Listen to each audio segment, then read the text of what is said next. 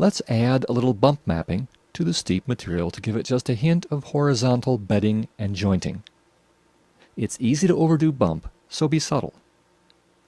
Go to the ground editor and activate the steep material pin in the material gradient. Select Bump Mat Texture, Texture Operations, and Create Texture. The texture editor thumbnail shows a 3-meter wide preview of the fractal noise element.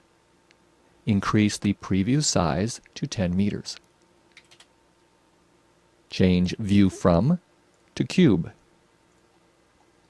Change the selected element to multifractal. Increase the size X to 5,000, size Y to 5,000, and Z to 50. This will create a sheet-like texture. Close the editor. Increase the bump map intensity to 50%. Save the project. Render a preview.